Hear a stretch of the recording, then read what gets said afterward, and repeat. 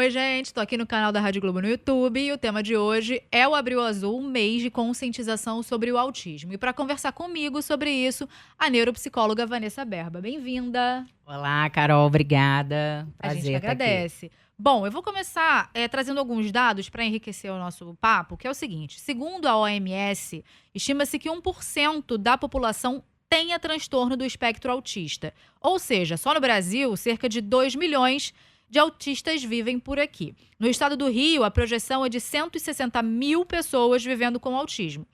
E a incidência vem aumentando também nos últimos anos, né? Então, eu acho importante a gente começar explicando exatamente o que é o transtorno do espectro autista, que é o TEA, né, Vanessa?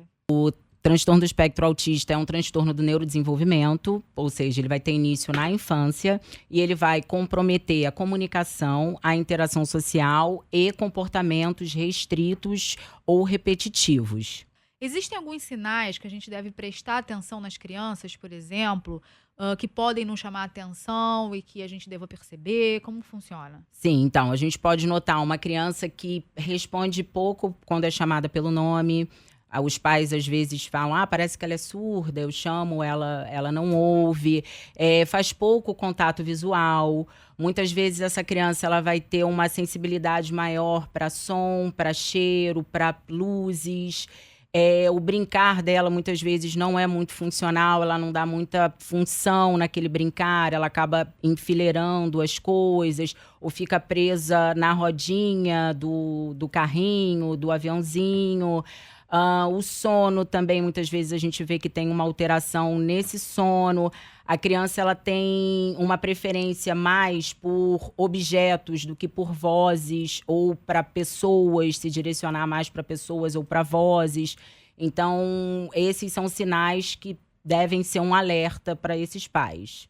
Agora, muitas vezes, os pais têm uma certa dificuldade em fechar o diagnóstico, né? Seja por não conseguir profissionais, marcar consulta, enfim, ou até uma dificuldade de alguns profissionais em fecharem, darem esse laudo. Como que é o processo do diagnóstico e a demora desse diagnóstico, quanto pode prejudicar aquela criança? A gente sempre fala que o mais importante do que o diagnóstico é a intervenção, porque muitas vezes esse diagnóstico pode demorar para vir. Então, o mais importante é a gente intervir nessas áreas que a gente vê que tem um déficit, né? A criança ela não responde pelo nome, o contato visual não é o esperado, né? A gente espera que essa criança, pelo menos 80% das vezes, ela olhe quando ela é chamada pelo nome. Então, se a gente vê que tem algumas áreas que estão com déficit, o importante é a gente começar a intervenção precoce o quanto antes. Porque os estudos mostram, né, que o prognóstico sempre é muito melhor quando a gente começa a intervenção o quanto mais cedo, por conta da plasticidade cerebral. Então, a gente vê que os picos, né, de plasticidade acontecem até 2 anos de idade. Então, quanto antes a gente inicia essa intervenção, melhor é o resultado. Mas, de fato, o diagnóstico às vezes não vem tão cedo, infelizmente. Hoje a gente vê que a gente consegue fechar esse diagnóstico antes de 1 ano de idade, já com traços e sinais a gente consegue fechar, mas por falta, muitas vezes, de segurança, de conhecimento, esse diagnóstico acaba sendo mais tardio. E isso prejudica o desenvolvimento da criança. E a criança precisa de uma equipe multidisciplinar para caminhar junto com ela depois desse diagnóstico fechado, né? Fala um pouquinho sobre isso. Sim, como o TEA, né, é um espectro, assim, a criança pode apresentar muitos sintomas de uma coisa, poucos de outra, né? Não há uma receita de bolo.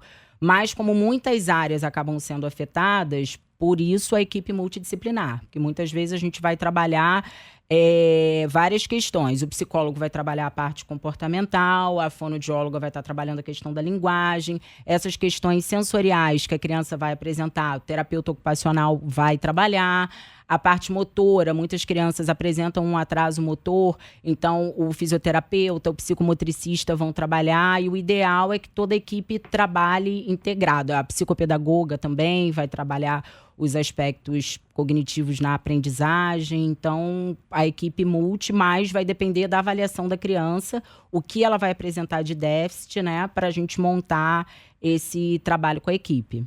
E qual a importância da família nesse processo, né, de desenvolvimento dessa criança? Quão o acolhimento familiar é importante para isso? Os pais, é importante que eles participem também da intervenção. A intervenção ela não vai se fazer sozinha na clínica ou na escola, por isso é importante que os pais também saibam o que está sendo trabalhado na terapia, para que eles possam dar continuidade a essa intervenção em casa também, né? São muitas horas de intervenção e essa intervenção não pode parar só no ambiente da clínica, no ambiente escolar, ele tem que ser generalizado também no ambiente da criança. Então é importante que os pais também participem desse processo, saibam o que está sendo desenvolvido, trabalhado com essa criança, para que eles possam também dar continuidade no ambiente em casa com a criança. Perfeito. Obrigada, Vanessa. Obrigada a você, Carol.